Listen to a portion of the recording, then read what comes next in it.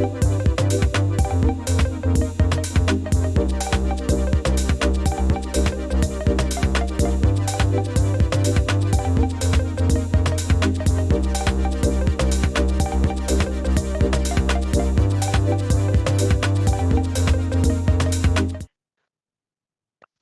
me make use of the opportunity to welcome you, honorable members, as well as the Auditor General and the Audit Committee, to the meeting of the Standing Committee on Public Accounts for purposes of looking into the annual report of the Department of Local Government, as well as the Auditor General report and the Audit Committee. The meeting is going to be run in 3 parts. The first part is going to be the committee as well as the Auditor General. It's an in-committee meeting. In other words, it's not open to the public until after we have been briefed by the meeting is in committee. That means it's not open to members of the public until we've been briefed by the Auditor General and the Audit Committee about the outcomes of the department's audit. Thereafter, we will go to the second part of the meeting, which will be with the department, will be joined by the department. That is an open meeting. It's open to members of the public who would like to attend. And then after we have interacted and engaged with the department by means of questions, comments, and points of clarity, we will ask any member of the public who might be in attendance who would like to ask questions or point of clarity as well. The meeting is conducted as such in a public and open manner because it was advertised as such in various newspapers in all the languages that are official in our province. So for purposes of record and for record purposes, I'll request the members to please introduce themselves for record purposes before we may start. Honorable members, if you may please introduce yourself for record purposes. Good morning. Good afternoon, Chair and members of the AG's office and the Auditor General. I'm not a member of SCOPA. I'm a member of the Standing Committee of Local Government, but I'm just here to be part of these proceedings. Thanks. Thank you very much. Good afternoon, Chair, and good afternoon to the AG. My name is Matloli Maseko, and I'm the permanent member to the Standing Committee of Public Accounts. Good afternoon, Chair. Good afternoon, ladies and gentlemen. My name is Derek America. I'm a member of this committee.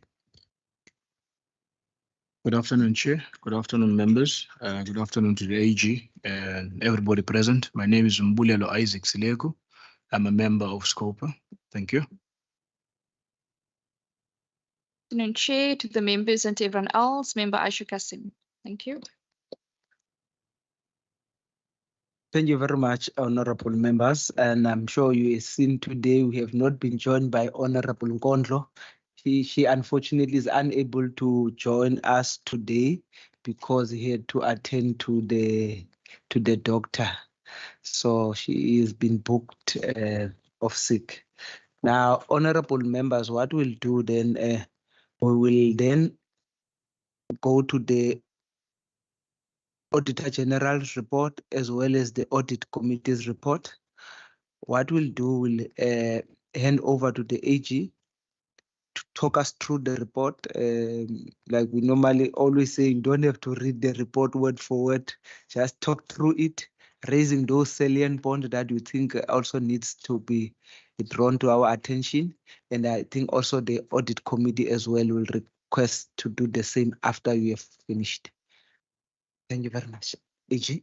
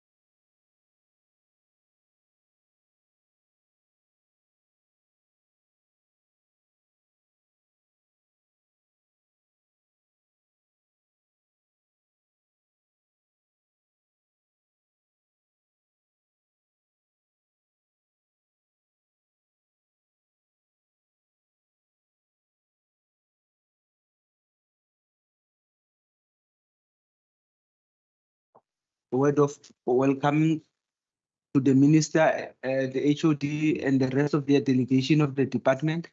Welcome to the meeting of the Standing Committee of Public Accounts of the Western Cape Provincial Parliament for purposes of looking into the annual report of the department, as well as the Auditor General report and also the Audit Committee report of that department. This is the second part of our meeting, where the first part was preceded by us as a committee being briefed by the Auditor General and the Audit Committee about the outcomes of the department's audit findings. This second part of the meeting of the committee and the department is an open meeting. In other words, it is open to the public because it was advertised as such. It was advertised in all the 3 official languages of the province in various newspapers. After the members have finished engaging the department through questions, comments, and points of clarity, we will ask if there's any member of the public who would like to ask questions to do so. I'm going to ask the minister if maybe he's got any a few remarks and the HOD to make, and thereafter, if there are any issues that they would like to bring to our attention in the report, they can do so, and they will ask members to ask questions. We'll give an opportunity to members to ask questions. Honorable Minister. Thank you, Chairperson. I will be brief. Yeah, it was again a challenging year. It seems like year on year, the challenges just increase, but I think under difficult circumstances, the department has done quite well. And we're very grateful for that. But saying that, we also understand that there will always be pressure, and that as a team, we will always need to keep our eye on the ball. And therefore, we're also thankful for the role that the Auditor General plays within this and the Internal Audit Committee to keep us sharp, but also by doing that, they part of the team. They help us to perform year on year. At the end of the day, we do this on behalf of the residents, and it's important that we do account. I do know that that there's in some spaces people will start to talk to that clean audit doesn't speak to service delivery. I differ from that. I think that good financial management is the beginning of good service delivery. Yeah, so I believe that good financial management, it's crucial to speak, or it's the beginning of speaking to good service delivery at the end of the day. And I'm very grateful that we do have the officials that support us and to help us to be able to account for every cent of the taxpayers' money. With that, thank you, Chairperson. Back to you.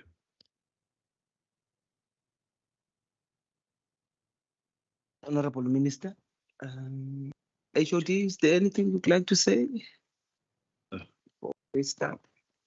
Honorable Chairperson, I think at this stage, not. So we'll prefer to wait for the bullets. Yeah, I've made some introductory remarks this morning, and so Okay. I will stand with it. Thanks. Okay.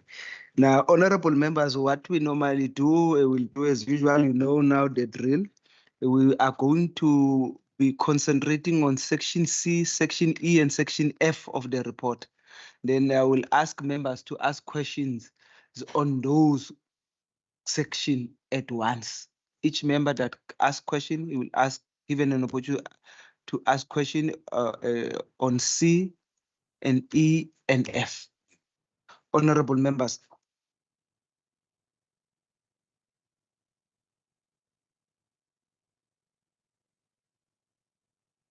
Any questions? Honorable Dagmo. No, thank you, Chair. I'm on page 69. Just in regard to the section on fraud and corruption, am I correct in assuming that what we're talking about here is basically of application to officials in this department, that it doesn't necessarily apply to fraud and corruption at a municipal level? And then if we could just get some detail about the new case that was opened in 2022-23, obviously wasn't closed and it remains open. I mean, not asking for names or anything, but could we just indicate, could we get some background about what is that case all about? And then, you know, in regard to the minimizing of conflict of interest, you know, it says there towards the end of page 69 that a staff member must both disclose that interest and withdraw from participating in the procurement. And then it says at the end, no such conflict of interest can be reported. Does that mean that there isn't any staff member who has private business, or does it just mean that even if there are staff members who have business interests, in this instance, there's not a conflict? So I think my question really is, are there any staff members of this department that are doing business with the state? That's my question. Is anyone doing business with the state?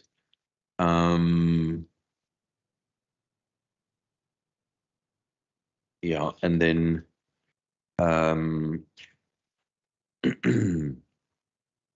maybe just a question here on page 72 related to the internal audit and the committees. And we note that Mr. A. Davids resigned on the 31st of December 2022. His contract came to an end. So can we just ask whether that vacancy has been filled, or if there's a decision not to fill the vacancy? And then, you know, both to the department as well as the audit committee, on page 73, there's reference there to assurance engagements which happened.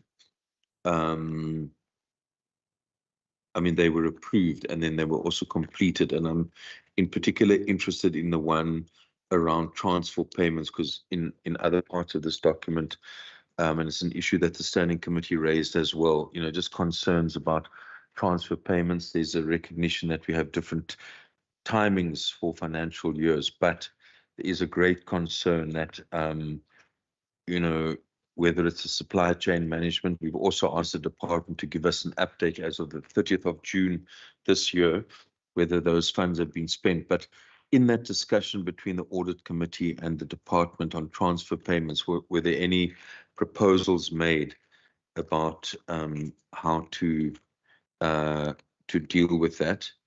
And then, yeah, definitely last on 75, the whole issue of broad-based Black economic compliance. You know, we note that, for instance, on the developing there's a question about, has the department applied any relevant code of good practice with regard to the following? And then they ask, you know, for instance, determine criteria for awarding of incentives, grants, and investment schemes. And then the department responds that it's not, that the department itself doesn't make allowance for the award of incentives. Many of the municipalities are clearly procuring a lot of goods and services. I mean, does the department not think that it might be useful to provide guidance to municipalities, or give information to them about a policy to determine criteria around incentives, grants, and investment schemes to support BBEE? You know, or is it just a question that the department just kind of washes its hands and says, we're not particularly interested in that, and it's up to local municipalities to do that? Thanks. In the absence of questions from other members, can I just ask one of Honorable America. Thank you, Chair. It is not. I just want to express, my sort of admiration for the financial reports and the annual report that was presented. I think it was a tremendous achievement for so many years. And then if I look at this particular report, coming from a difficult period during COVID, I think it is surpasses previous level of excellence that the department portrayed, and I'm particularly sort of impressed by the number of invoices that's been paid within 30 days. In fact, all of the invoices that is valid invoices were paid within 30 days, and we know how our suppliers sometimes struggle with cash flow, etc.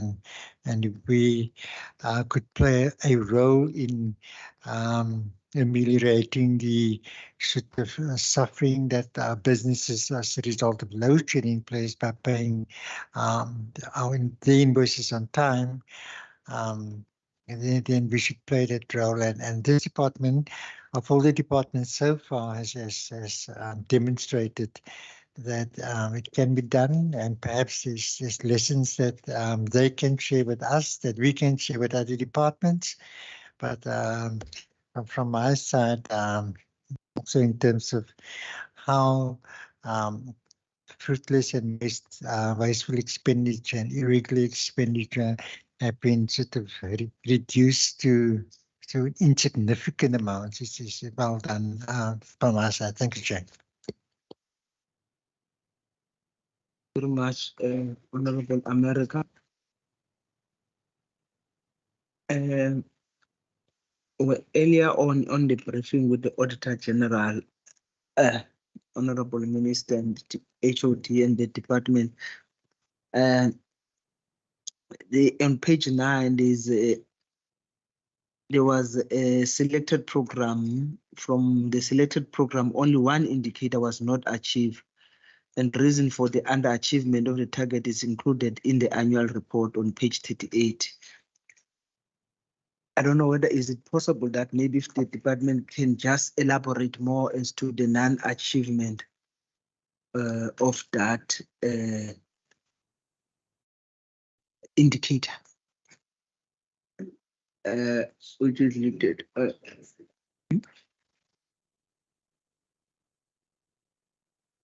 Yeah, that's fine. That's the first question.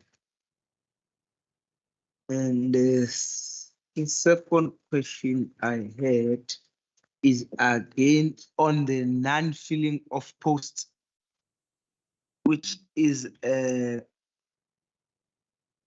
also seems to be a problem that is consistent, and most of these posts are senior posts. Maybe are there any reason that as to why some of these positions are not being filled at the senior level? The third question is regarding it's on page 128. I see the department is receiving foreign funding from a French government.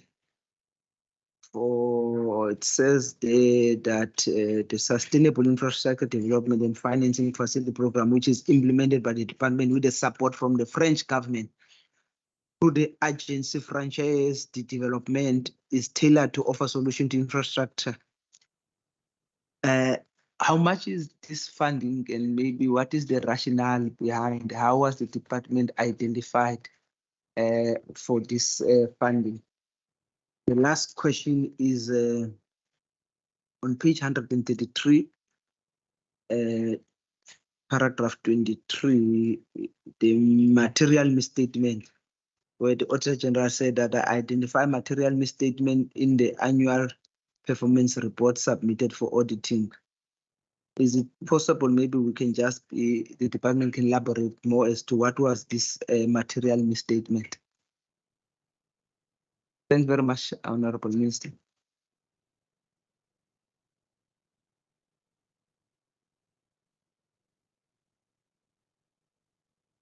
Thank you, Honourable Chairperson, and thank you for the questions from the honourable members. If I can deal first with page 69, the fraud and corruption case that the honourable member has referred to. This indeed is within the department. So it is official that during his practical has actually downloaded information from the internet to further supplement his response in relation to the practical. So it has been referred to the Provincial Forensic Services for further investigation. And upon the investigation, it was determined that indeed that the particular candidate, who is an internal candidate within the department, has actually accessed information via the internet to further supplement his response in terms of his practical, but that he never had access to any interview questions or the practical questions that was alleged. So in conclusion, when the practical was undertaken, the candidates were not informed whether they can or whether they couldn't access information via the internet. And so the recommendation was from the Provincial Forensic Services that the department sensitize the interview panels to ensure that there are clear instructions on practical assignments that indicate whether or not the use of external information other than the contained on the practical assignment is allowed, and the department bring the facts of this matter to the attention of the head of people management to consider whether recruitment and selection policy needs any revision. So that Chairperson, case has been concluded now at the end of September. And obviously, we will now act on those recommendations by the Provincial Forensic Services. So it is indeed inside. Just on page 69, in relation to the conflict, private interest. So indeed, that there is no officials in the employ of the department that undertakes any business with the department. Certain officials in the department have financial interest and do work outside of the public sector, and for that reason, they on an annual basis complete what we call RWAPs, remunerative work outside the public sector. And obviously, those submissions are submitted via the ethics officer. It comes to the accounting officer, and there's assessment made to determine that there is not any conflict with the business of the department or the state. And so there are certain officials that do apply for remunerative work outside the public service, but they are not performing or conducting business with the department as such.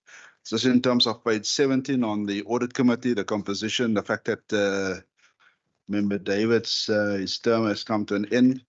He's a new member, and maybe going to ask Blanche or Henriette maybe to respond to that. There has been a process, and Francois, the chairperson of the audit committee, can maybe respond to that. And obviously about the economic compliance, good practices. In relation to municipality, also CFO just in response to the department. But in terms of the municipalities, Honourable Chairperson, we do work with the Provincial Treasury on it. There's Isaac Smith in the Provincial Treasury that does extensive work on supply chain in municipalities, and we work in support of the Provincial Treasury. There are some challenges in municipalities in relation to supply chain. And there's also a forum that actually meets on a quarterly basis where supply chain matters are discussed, but there's also a CFO forum which we attend and which is led by the Provincial Treasury, and where they also deal with challenges in relation to supply chain matters in municipalities, particularly around capital infrastructure development projects. Thank you to the honourable member America for the response. It's indeed a collective effort, but it's also getting increasingly difficult. The Auditor General is now keeping this department together with the Department of the Premier and the Provincial Treasury together, responsible for the performance of municipalities, the lived experience of citizens. So they're keeping us responsible beyond the requirements of a regulatory audit. So we need to think differently about how we can respond collectively amongst the three departments for the effort that we are doing to change the lived experience of citizens within in the province. I'm going to ask, is it Craig? Okay, ask Craig just to report on the CWP. Just that shortfall of over 1,000, the difference of the shortfall there, and perhaps the foreign funding of the French government in relation to CDF, perhaps is either, I don't see Maurice here. Just on that, I don't think we in the province receive the money. It's actually the money is transferred somewhere else, but you can allude to that. And perhaps just Bhavna, if you wish, just page 133 on the material misstatement. Thanks, Honourable Chairperson.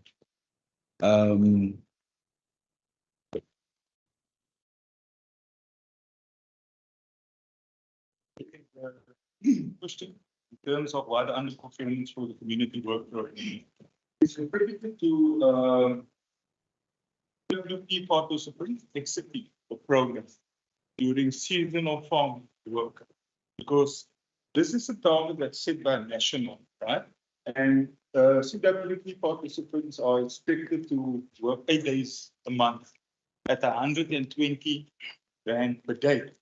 So when the seasonal work on farm come up, it's more regular work.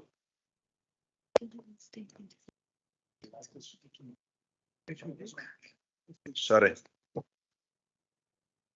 There we go. That's better. As I was saying, so when the opportunities on farms come up, it's more lucrative. Like I indicated, for 2 to 3 months, they work every day. And obviously, the salary that they earn is much more than 120 days, 20 rand that the CWP pays. So it's very difficult for us as a department to always achieve that target, because people exit the program as soon as better work opportunities come. Person, can I ask perhaps the auditor just to reflect on the composition of that committee, and then perhaps Albert just on the material misstatement. Okay, thanks, Chair. Thank you, Chair. After Mr. David's contract expired, Ms. Mavanda was appointed. That's why she attended 2 meetings. So it's there were 4 members at all 7 meetings. Thank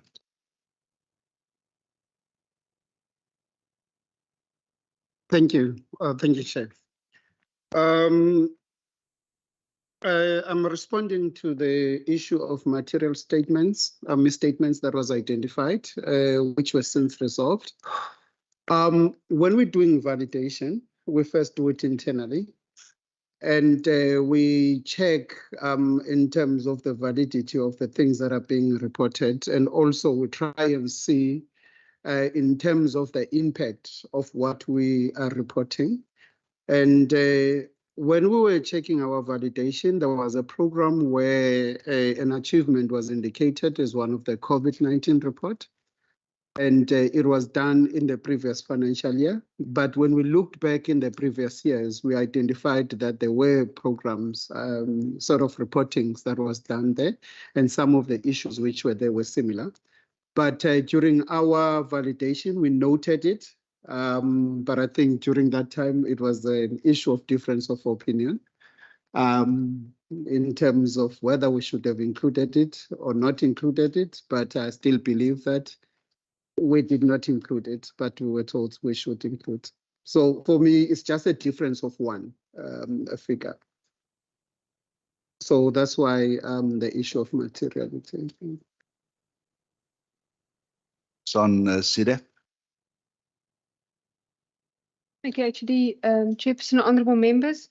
Just in terms of SETUP is a project that we designed at least two years ago, where we started looking at a new financing facility or financing option for municipalities to fund what we call catalytic projects. These are big projects that must unlock either social or economic development for municipality and typically falls outside of the normal grant structure of MIG. So it is, I always use the example, Chair, if I may, honourable members, the N1 flyover that opened the corridor into the Paarl Mall. That flyover is typically a catalytic project. It opened that entire corridor for development, but MIG can't traditionally pay for that. So we are looking then also at blended finance because these are typically more expensive projects and we needed to find somebody to help us not only to put the models together, but also to talk to Provincial and National Treasury because it is a whole new thinking about financing altogether. So we were then approached by the French. Subsequently, an MOU was signed between the Premier as well as representatives of the French Development Agency, facilitated by our international relations team. No funding is physically flowed into the department. The discussion with the French is what is the kind of support and help that we need. They then use their own mechanisms and systems to appoint a service provider for us. The service provider works then with us. We are currently in phase 2. And what we are doing at the moment is we are also trying or in the process, supply chain process of appointing service providers to supplement the work that is being done by these service providers. The focus here of therefore, as I must all just indicate, honourable members, are mostly secondary cities or specific municipalities with a positive standing that can qualify for international loans and or donations. Thank you. Okay, can we just respond to the last question, Vedra or Blanche, just on the internal audit on transfers? Thank you. Afternoon, Chair and members. Blanche Gankras, internal audit. So in the transfer payment audit, we usually look at once payments has been made. That report was actually a green report, which means there were no improvements or recommendations that we made to the department. But the department do have processes in place also to deal with, the transfers and the timing between the various financial years.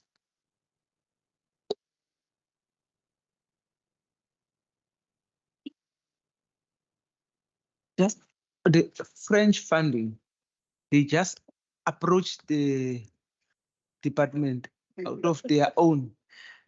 I'm not raising it just because of last night, but I'm just curious. It's got nothing to do about last night, really.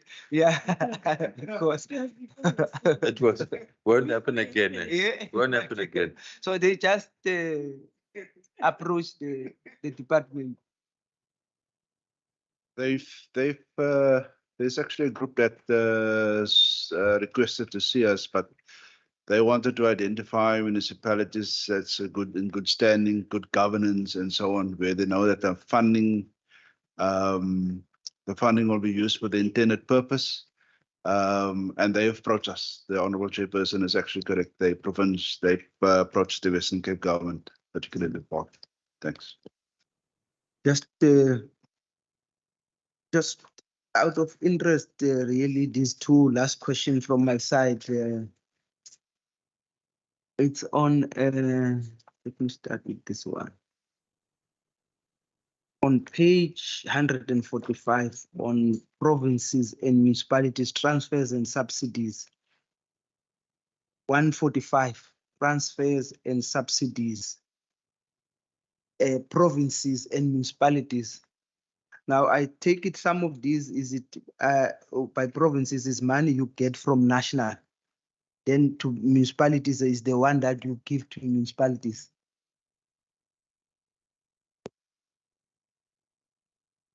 We don't get any national grants, Honorable Chairperson, And from then- any of the national departments. So what is that then? That is just our own funding. And particularly the 119 million, I suggest includes the 89 million on the load shedding project for municipalities. But it's of our own funding. That 89 million was by means of the request of the Minister of Local Government to the Minister of Finance, based on Section 25 of the PFMA, to release on an emergency basis funding from the Provincial Revenue Fund to help municipalities with the impact of load shedding, particularly on the water treatment works and the wastewater treatment works. On the municipalities, then I'm very much aware of that program, that project. Now, on how is it being spent, if we are seeing the variance as a percentage of final budget, that means all of that money has been spent by municipalities, or is it that means it has been transferred to municipalities? We have not got the feedback yet. Has it been spent appropriately or not? So, or it will be next year. Yeah, so Honorable Chairperson, I mean, this process, the Minister approached the Budget Policy Committee in January this year, as well as Cabinet. Cabinet had to approve that submission. And then the money was transferred based on certain criteria and specs of the generators and so on towards the end of March, with all the appropriate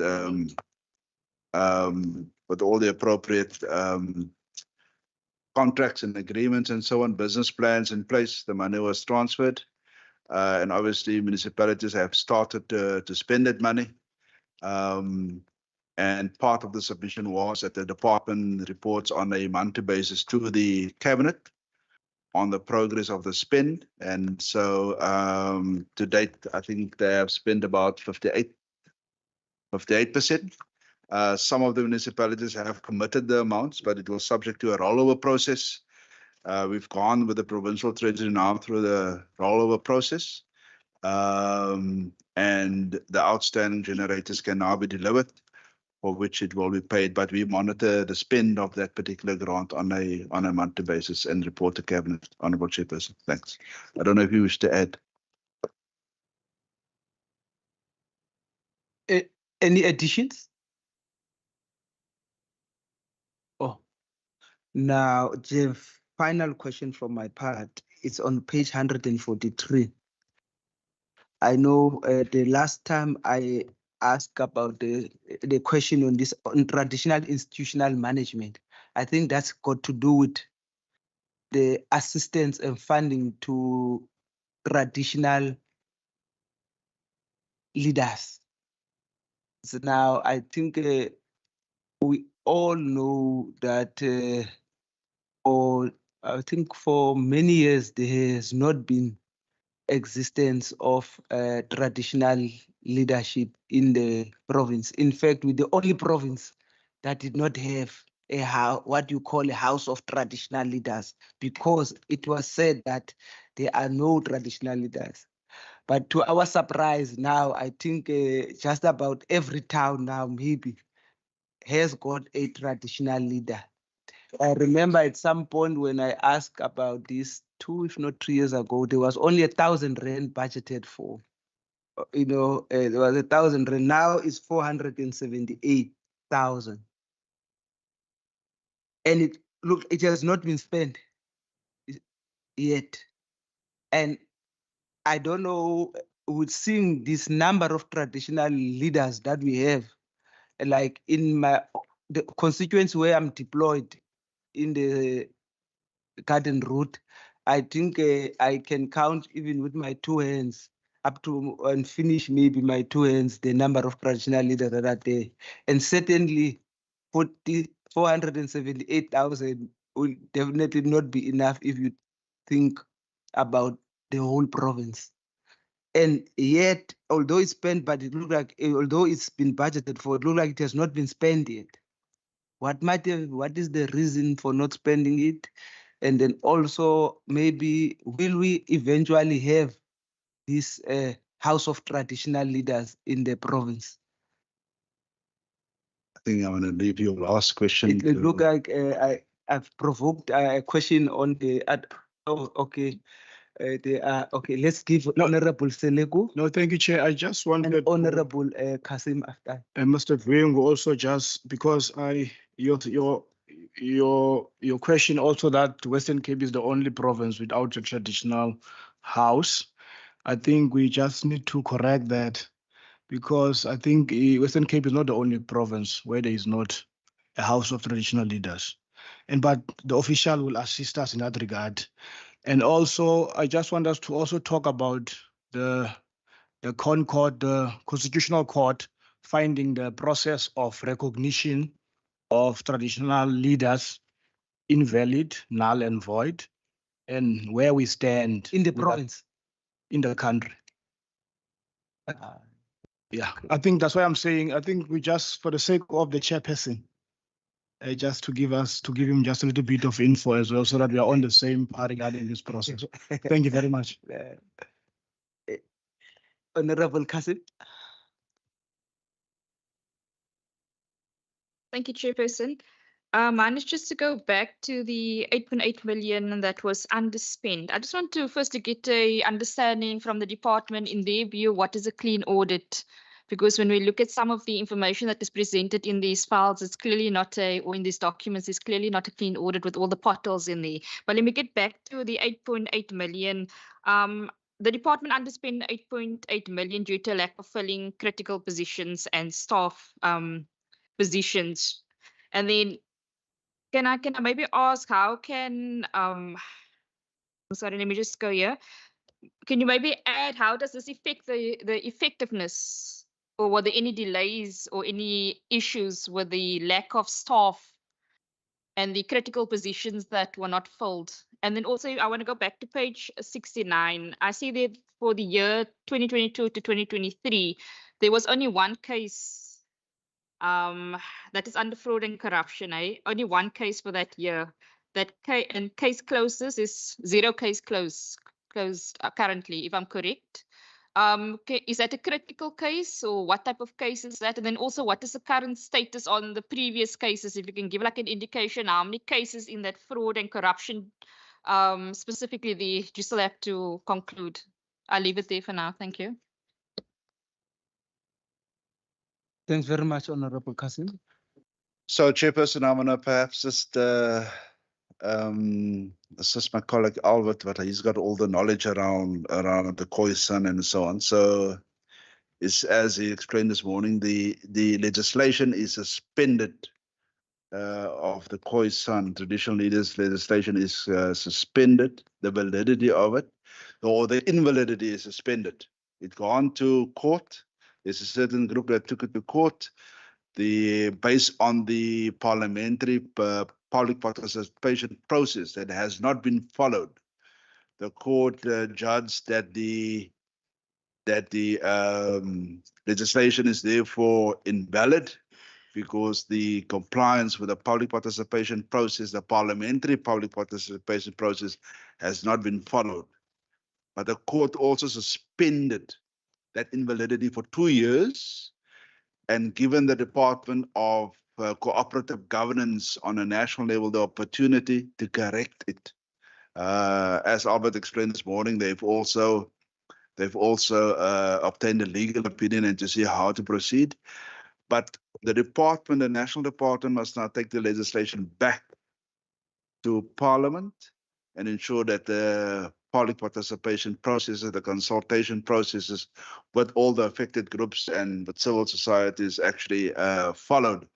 But the amounts there that you see is the amounts that we have made provision internally, because the Premier has allocated this responsibility around the Khoisan to the Minister and obviously in the department. And we have gradually petitioned the Provincial Treasury to make funding available so that we can actually ensure that we have internal capacity to do the research, to advise the Minister and the Premier on the status of recognition of some of the groups. So Honourable Chairperson, I mean, when we attend these meetings, there's lots of Khoisan groups that come and say, listen, I'm now a Khoisan and I'm a leader and I'm a prince and I'm a king and so on and so on.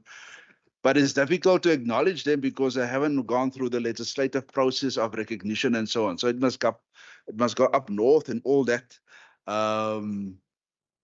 So yeah, so Albert can perhaps explain more in detail what we are doing. So that funding is actually for internal capacity, and we have appointed 1 or 2 officials and in the process of appointing more in the department that will help facilitate the recognition process and also the implementation of the Khoisan legislation within the province. Thanks. Albert, if you want to just go, we can definitely answer around the 89 million. And then we will just reflect on we've answered the question on the page 69 about the fraud and corruption at one case. It has been asked by Honorable Member Dagmo. And then we will just reflect on the 8.8 million and the critical post, if you wish. Okay. Albert? Chair, thank you. Thank you, HOD. Chair, I think my HOD covered it very well. The amount that is budgeted is basically to prepare the department to be able to implement the provisions of the legislation. As it is at the moment, the responsibility lies with the Commission on Khoisan Matters to recognize people who apply for recognition. So it's basically, yes, it's basically about recognition, but there's a first step. There are a couple of steps before that.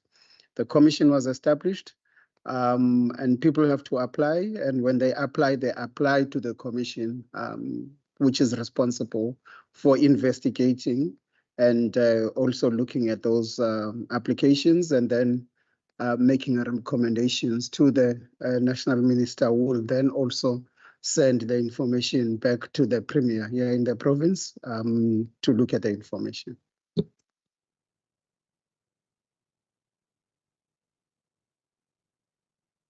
So Chairperson, just on the 89 million, the 89 million was transferred towards the end of our financial year. That was the 31st of March. The municipal financial year for local government expires on the 30th of June. And so they've got additional time to spend the money to go through a supply chain process. But at the end of June, there were some municipalities that were through the supply chain process, but haven't sort of received the generators. And based on that, because it's conditional in terms of the agreements that we drafted with the municipalities, they had to apply for a rollover so that it can be rollover to their financial year, which is the 1st of July 2023. We've facilitated that rollover process now with the Provincial Treasury and municipalities.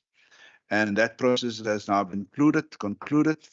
And where municipalities have had commitments about in relation to the 89 million, they can now accept delivery and pay the outstanding balances to the service providers. As I referred to early on, Honourable Chairperson, we are required in terms of the cabinet submission to sensitize the cabinet on the progress of that. And this is last on the 8.8 million critical post. I want to just ask Bhavna maybe to respond to it, and if Thank you. So just on the 8.55 million that's underspent, if we're looking at it's page 141, that is the total underspend on the program 2. And it's broken down into compensation of 1.7 million and goods and services at 7.1. And the 1.7 million is predominantly the post-election 5 posts that haven't been filled. And that adds up to bulk of the money. There's a couple of odd posts in CDWs and municipal governance that haven't been filled, but that's the capacity that was not filled in time that resulted in the savings. And then the goods and services of the 7 million is broken up predominantly into consultants and rollovers, and that's on the CITF program not having taken off because of the supply chain process. Thank you, Chairperson. Honourable Chairperson. Thank you, Chairperson. I don't think my answer my question was answered. So I want to just rephrase it again. I asked, in terms of the 8.8 million that was underspent, I wanted to know how did that affect the effectiveness of the department in its service delivery mandate in terms of critical positions that were not filled during that period? And then also the question on the fruit cake. Can I just understand, Chairperson, we understand that it's on page 141 that the honourable member has raised a question. Is that correct? Because page 141 and it relates to program 2. So if you look at current payments, the total amount of current payments is 8.8 million. And of the 8.8 million, 1.7 million relates to compensation of employers, COE, and that relates to the post. And so what the CFO has indicated, there were some posts that could not be filled that make up the 1.7 million. But the balance of it was actually goods and services, and that relates to certain contracts that were undertaken, certain consultants that have been appointed, but the work has not been concluded. And so part of it has been applied, my understanding, for a rollover. But also in relation to the CDF, given some of the challenges, the money in relation to CDF could not be spent. But Ida has explained that we have now made a contribution together with the French government to accelerate the program relating to CDF. So where those posts have not been filled in relation to 1.7 million, Honourable Chairperson, it is additional pressure on the staff that are there to take up the additional work. But if you look at the outputs and the deliverables of the department over the period under review, it has not significantly impacted on the deliverables of the department. Thank you, Chairperson. In other words, it has not affected the effectiveness of as the honourable member was asking the question. Chairperson, you are able to put it more eloquently than what I can. Thank you very much. So I'm only trying to facilitate. I'm only facilitating, Chairperson, because I must look after the interest of the members and make sure that their questions are captured clearly. In the absence, just one last general question from my side, because maybe to a certain extent, I did not get the answer I was expecting on page 145. I know, therefore, I'm just going to generalize this question, Honorable Minister, as well as HOD. You can also maybe also generalize in your responses. But I thought at some point you will do, I know we do give monies and funding assistance to municipalities. At some point, we'd like to see how is that money being spent? Is it, are we getting value for money? Because you will hear most of the time, this municipality that, this municipality not that, this municipality, unless maybe it might be reported at the Department of Local Government at the portfolio committee level. But surely when it comes to finances, somewhere, somehow, it should be illustrated somewhere. And maybe I might just be a layman in terms of reading this financial information, but where do you get such a report? Or we don't have, or everything is fine in municipalities?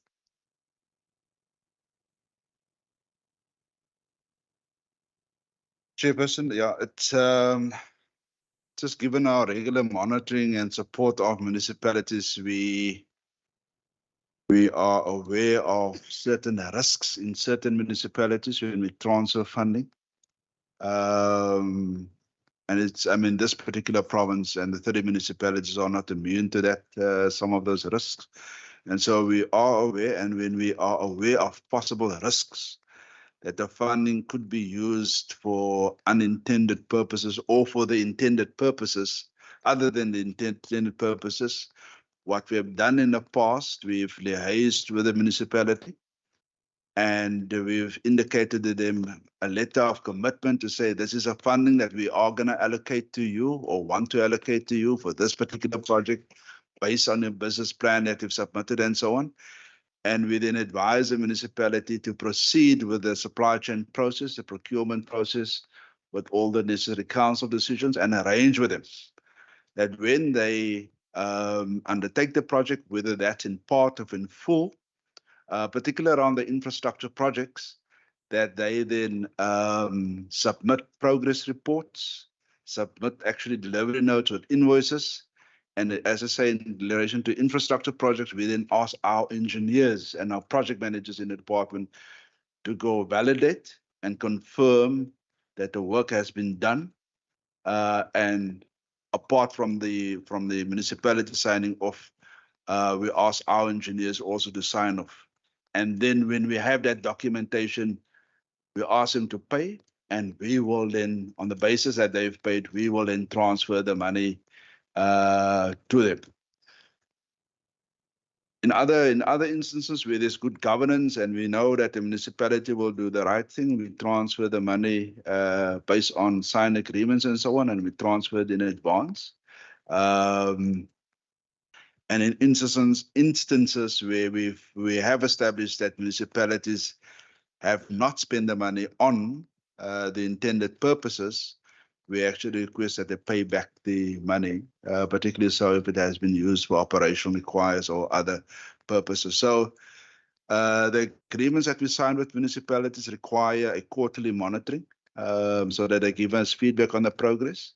And we also go and assess for ourselves whether the process that has been reported has actually taken place, Chair. But yeah, it's a real question about the value for money on the transfers that we are making. We also understand there can be certain challenges in a municipality, but we also do not want to penalize citizens as a result of the conditions that is in a particular municipalities. So to keep service delivery away and how we support citizens in that regard. So it is a balanced approach that we need to adopt, Chairperson. Thank you. Thank you very much, HOD. Honorable Cousin. Okay, Chair, I just want to go back to the risk that you spoke about. Can I ask what are the other risks from dysfunctional municipalities other than the funds that are not being used for specific projects? And then also, in your view, how does a dysfunctional municipality pay back money when they're already dysfunctional? And do you get that money back when they, as you're saying, they need to pay it back? Yeah, the municipalities do. They do pay it back. And when they don't pay it back, where we make transfers to municipalities, future transfers, we actually recover those amounts from future transfers to municipalities. So we do that. Just in terms of the risk, I mean, it's perhaps it's a question more for Minister to answer, but there are challenges in municipalities. I mean, particularly associated challenges, and I don't want to, we've spoke about it this morning, about the quality of council decisions that they make. And obviously, certain councillors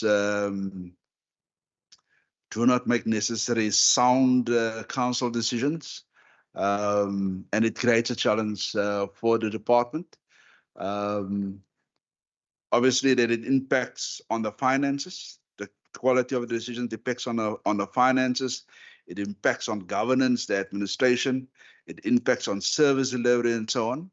And I think there's additional effort then on the department or pressure on the department to respond to those. I think it's fundamentally contributed by coalition governments and the quality of the councillors, but I think Minister is more capacitated what I am to respond perhaps to that question. Thanks. at some point, then the department must play a role in improving the quality of councillors. You get it first as a quantity, then you must transfer quantity to quality. That's probably some of the challenges the department has. Minister, you want to say something? Yeah, Chairperson, I think it's everybody's responsibility, not only the department. I've stated it this morning. I think there's enough training. There's enough training material, training courses between us, SALGA, national government. I think to align the training might help more because it's no use. We also keep councillors day in and day out in training and they don't get to their communities. That's also a problem. We had this conversation this morning on, I think we must always realize that the country's got a history. I've seen councillors that can barely read or write. That's being some of the best councillors I've ever seen. I've seen councillors with doctorate degrees that's complete failure. So bringing in qualifications and those things, it's not clear cut. It's not, obviously you need to be able to work through your documents, etc. We've got also the good training sessions, like we've put 20 councillors through the MMC course. And after they completed that course, if they don't make it back, they got a certificate that they can go into a job, etc. Through Stellenbosch University Governors School, we've entered into, they call it a circle of training. You can enter at any stage and exit in any stage. And the whole thinking behind that was that doesn't matter where you enter or where you start off. After 4 years, you can exit with a certificate or a degree. Depends on the work that you put in. I think going forward, we do have a struggle with the coalitions. It was something new, especially the amount of coalitions to deal with. And the whole country is struggling with that currently. So going forward, I think all political parties will need to discuss it internally and see how we can enter the space of better quality of governance so that we can provide services to the people. So it's an ongoing process. I've stated it this morning that I'm also worried. What Honourable Member also said, somebody must carry the can if there's vacancies, etc. So the pressure that we put on our staff at a certain stage, it's also getting towards the edge, and we cannot continue like that. So we need to talk and be quite aware of that, especially when we're now going to enter a phase of budget cuts again. Those things ripple down throughout governance sectors. So there's a lot of challenges, and we acknowledge that. It's not just as simple to point a finger to a municipality. A lot of good things are happening, but we're also there to lift out the things that's not up to standard. Because at the end of the day, we all acknowledge that there's still a lot of work that needs to be done in local government space. If we work together, you with your oversight role, keeping us on our toes, we respect that and we appreciate that because it keeps us sharp. That's also the role of the internal audit units, the audit committees. We accept that because as a collective, we want to better service delivery at the end of the day. So it's an ongoing process. Yeah. Thank you very much, Honorable Minister. I think even the members, they can agree with from your input, they got more than they bargained for. That's very helpful. I think in the absence of further questions, then honorable members, let me make use of the opportunity to thank the department as led by the minister and the HOD. Thank you very much for always being available and then answer questions as difficult and as maybe uncomfortable as they might be. We are certainly not trying to be difficult people. I'm sure you've learned yourself that we are not difficult people. We are, whatever we are trying to ask, we're not intending to catch you out or trying to be as look as if we are smart. We're just trying together with you to play our role of actually holding the department accountable. Thank you very much for your cooperation in the process. Honorable members, I think we may release the department. Thank you very much, Honorable Minister. Thank you. Thanks. you can.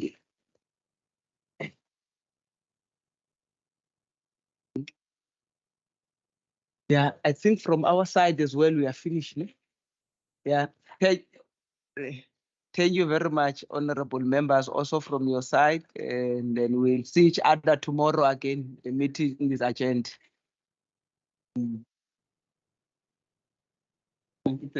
Thanks.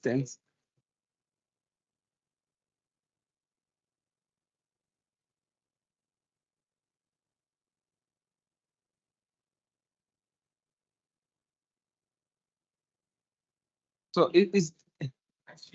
Hey, Skes, how's it? How's your CWP program? It's a very popular program, that one, and controversial as well. They don't want to give it to us. We want. Someone told me, who is this guy again at National? You should know him. Who's the guy who's dealing with it? Actually, used to be the Used to work MM for of that. Pito. He used to be the MM of Pito's friend, but at national level, man. What's his name, man? I bumped into him in Jackals. No. Where? At Copta.